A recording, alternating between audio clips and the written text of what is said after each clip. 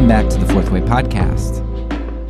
Our last episode focused on unpacking the basics of propaganda. How it works, who it works on, why it works, etc. I was all ready to jump into the meat of the season in this episode, but I got a little bit sidetracked. I got sidetracked because I felt like this season was missing something. I realized that this something was the Christian component. See, what drove me to start creating podcasts in the first place was my frustration with how I had been propagandized to see Christianity and my conservative Christian group a particular way. Yet I uncovered that there was a lot under the surface that needed addressing within my group. So this season is really the culmination of what began several years ago for me, once I realized that I was propagandized. I have the opportunity to hold my group's feet to the fire in regard to Christianity through this podcast. Now, while I wanted this season to be applicable to everyone, Christian or otherwise, I realized that I couldn't do this season without spending a good amount of time focusing on Christianity. So, in this episode, I want to set the stage for future episodes in which I'm going to focus on the Christian problem. This episode is going to explain why I feel the need to shine the spotlight on Christianity throughout this season, and it will hopefully help you to see how I'm going to do that and what my intent is. If you're not a Christian and you want to skip this episode and any future episodes which focus on Christianity, that's fine. Nevertheless, I think it is this very thing that completes the season for me, and I think it'll give you some good insight whether you're a Christian or not. So without further ado, let's go ahead and jump into this episode. The book of Revelation contains two main antagonists, the beast and the false prophet. Now, interpretations abound as to the identity of these two individuals or groups and what their identity truly is, but those interpretations are usually aimed outside of one's own group. So it could be some world leader, right? If I'm an American, it might be Putin. It's probably not my own guy.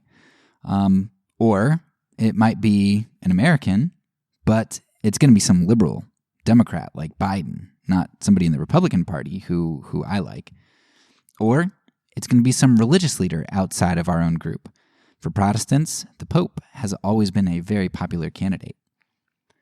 Now, I don't know who the Antichrist or the false prophet are, but at the moment, I'm leaning towards them being recurrent entities in each age. I don't really think there is one Antichrist or one false prophet.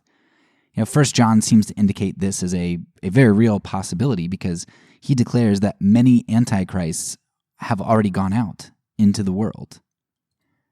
So I take it as there have always been Antichrists and always will be, and false prophets in every age. And it's a cyclical sort of thing. It's something that we can identify and apply, whether we're the early church or the modern church. And to get a little bit more specific, judging from the description of the Antichrist, I think that he is embodied in world governments. And judging by the description of the false prophet, I think he is embodied in the church. Yeah, that's right.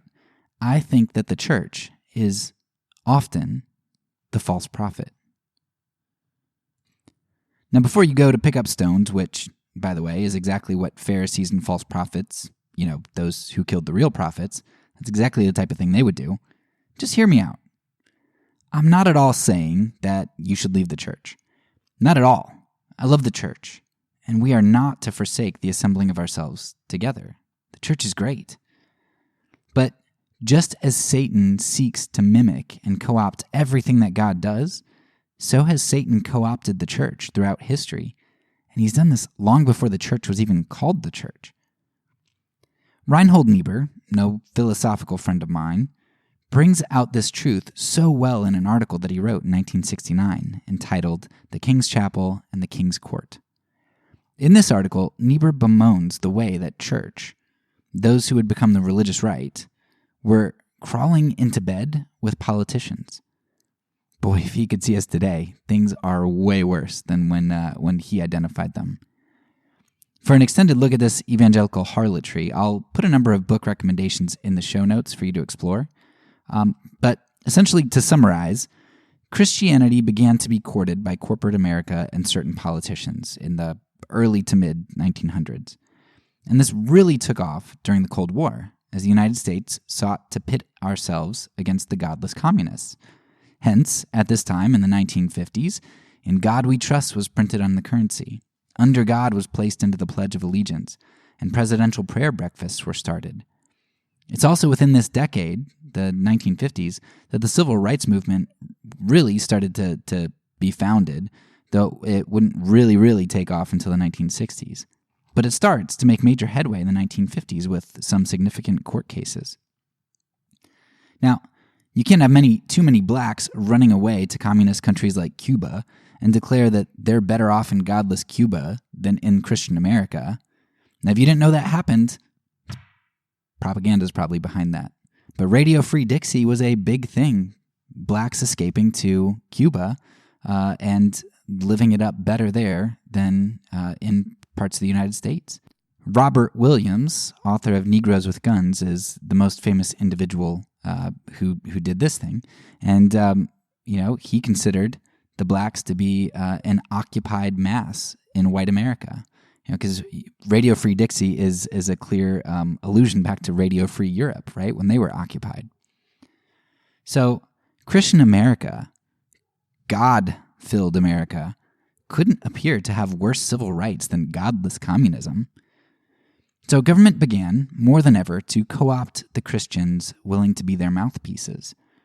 And this is the position in which we find Niebuhr writing from. He has seen Christianity co-opted by the government for at least the past 2 decades when he writes this article. And he sees what's happened, and he sees what's coming, and he calls it out for what it is.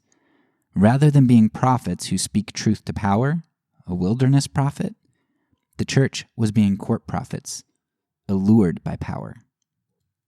Now, if you're familiar with the prophets in the Bible, the court prophets were the ones who lived in ease and comfort in the palace or in the court of kings. For the most part, and with very few exceptions, we find that court prophets tend to be no prophets at all, at least not prophets of the true and living God. They're false prophets who don't utter the words of God, but rather declare to the king that which he wants to hear. One of my favorite examples is the story of Micaiah, who is summoned by King Ahab to prophesy about whether Ahab will win the battle or not.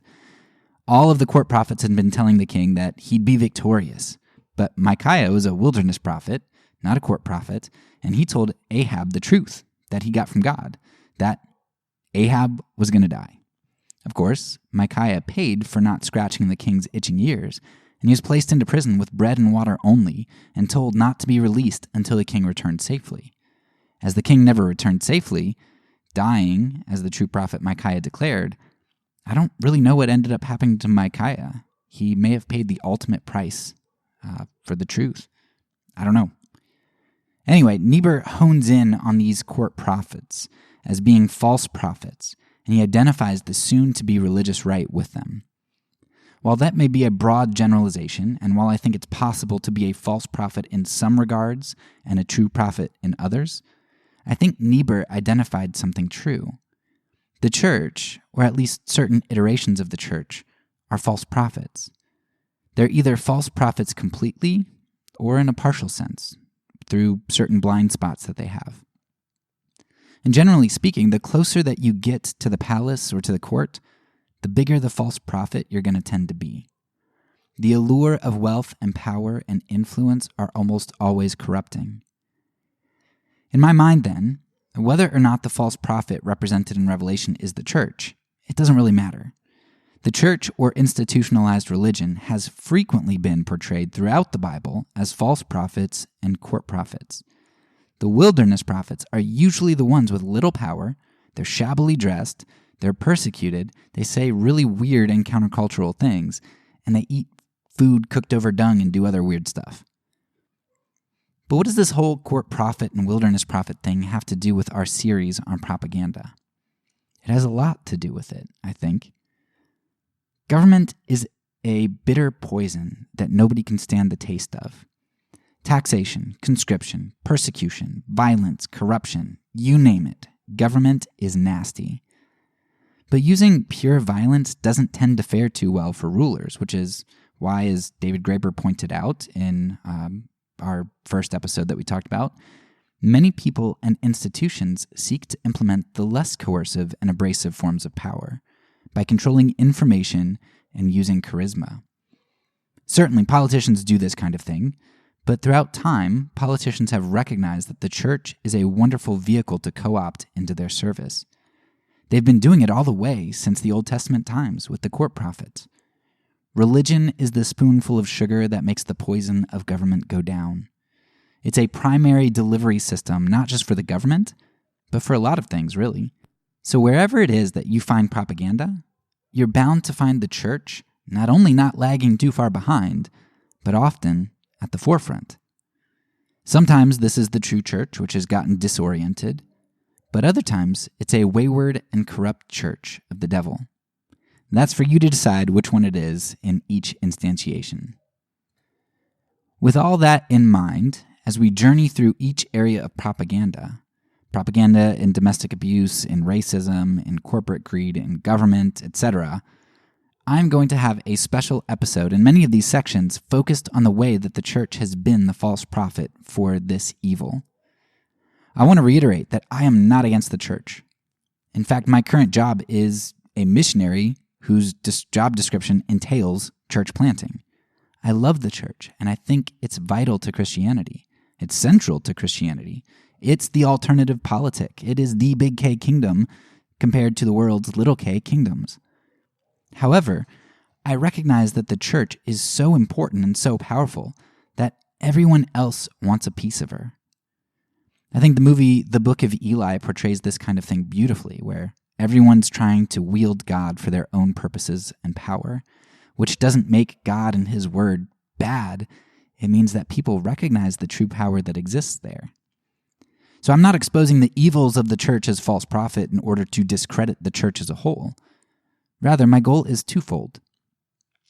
First, I want to acknowledge our sins and repent of them.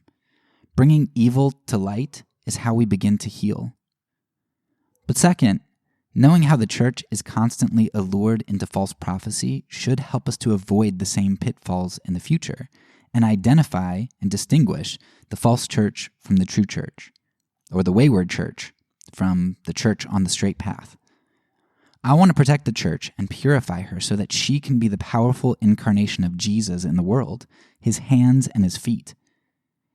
If you're a non-Christian, you might want to skip these episodes, and you may not find them relevant to your life. Although if you live around a lot of cultural Christians, you may be interested in the way that the church has been corrupted in some of its manifestations throughout history. But for me, as a Christian, these episodes are invaluable to me working through the topic of propaganda, as well as in my own personal working through faith in my attempt to edify the church. Definitely go check out Niebuhr's article, and I'll also link a Great Christianity Today article that talks about something very similar.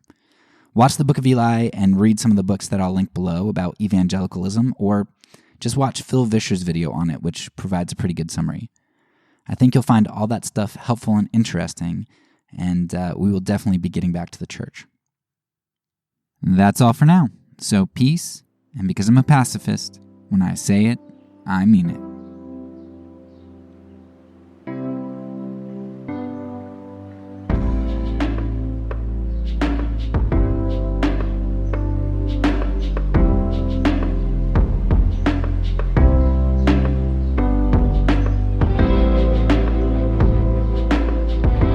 This podcast is a part of the Kingdom Outpost Network.